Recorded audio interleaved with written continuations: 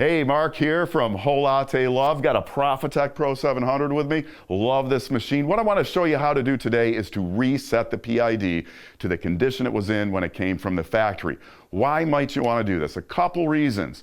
If you're going to store the machine, drain the boilers out and store the machine, then when you turn on next time, those boilers will fill properly if you do this. Or let's say you got a little too deep into the PID settings and messed something up in there.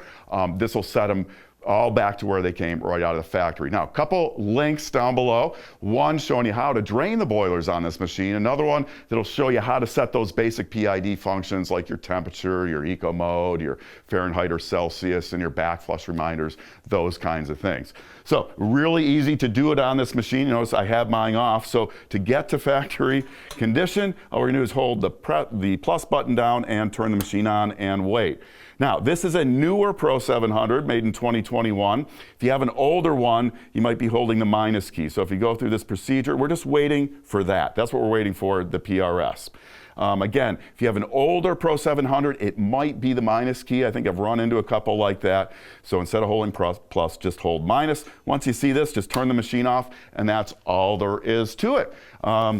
Now you'll be right back to where you were. You turn the machine on after you've stored it for a while. It'll go through the proper fill procedure or get you right back to, the factory PID settings. Hope that helped you out. I'm Mark from Whole Latte Love. Thanks for watching. Hope to see you back here soon for more of the best on everything coffee.